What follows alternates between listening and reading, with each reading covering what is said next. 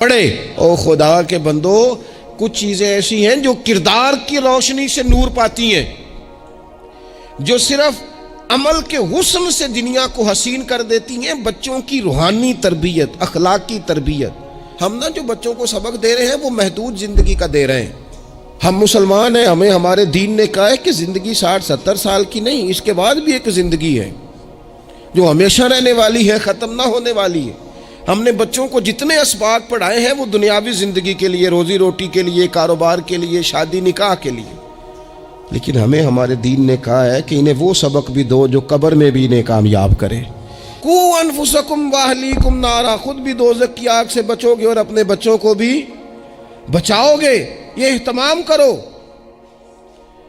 تو وہ خاص خوبصورتی جو ہمارے دین نے کہا ہے کہ ان کی اخروی زندگی میں ان کے کام آئے۔ دیکھیں نا، نبی پاک صلی اللہ تعالی علیہ وسلم نے 3 چیزیں ہمارے ذمے لگائیں، فرمایا اپنی اولاد کو سکھاؤ۔ یہ باپ کے ذمے لگائی ہیں حضور نے چیزیں، ماں کے ذمے لگائی ہیں، فرمایا یہ اپنی اولاد کو سکھاؤ 3 چیزیں۔ یا رسول اللہ صلی اللہ علیہ وسلم کون کون سی؟ فرمایا ایک تو اپنی اولاد کو اپنے نبی کی محبت سکھاؤ۔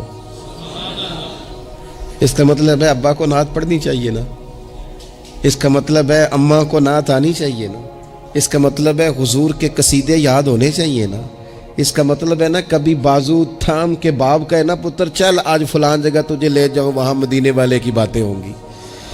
اس کا مطلب ہے کہ اسے باپ کو ان سارے رستوں کا تعین تو بیٹے کا بازو تھام کے اسے کتنی جگہوں پہ لے گیا ہے، چل ایک دن یوں بھی کر تھام اس کا بازو اور اسے حضور کے مدینے بھی لے جا کر، محبوب کے سامنے کھڑا۔ فرمایا اپنے بچوں کو اپنے نبی کی محبت سکھاؤ، اور فرمایا دوسرے کام یہ کرو کہ اپنے بچوں کو اپنے نبی کی اولاد کی محبت سکھاؤ۔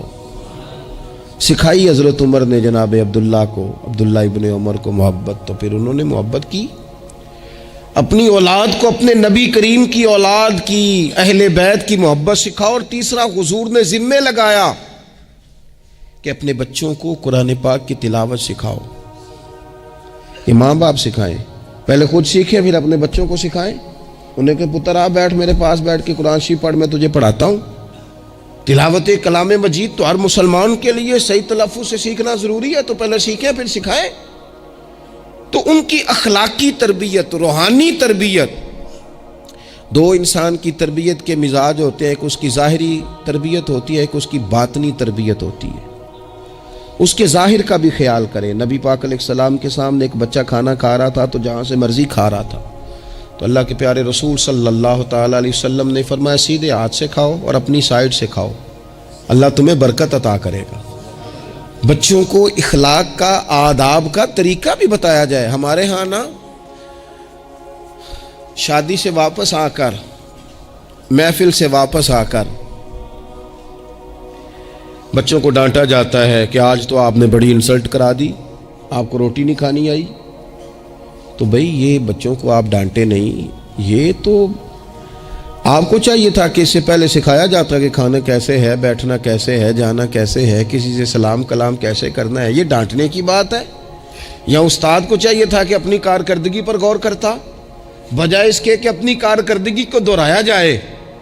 الٹا آپ اس شخص کو ڈانٹ رہے ہیں جو زیر تربیت ہے۔ اور پھر بعض اوقات یہ ہوتا ہے کہ بچوں کو اس طرح ڈانٹا جاتا ہے، ہمارے صوفیاء نے لکھا ہے جب بچے پہ غصہ آئے تب اسے سزا نہیں دینی، ایک دن بعد سزا دو یا کچھ گھنٹوں کے بعد، اس لیے کہ غصے میں جو سزائیں دی جاتی ہیں وہ حد سے کراس کر جاتی ہیں۔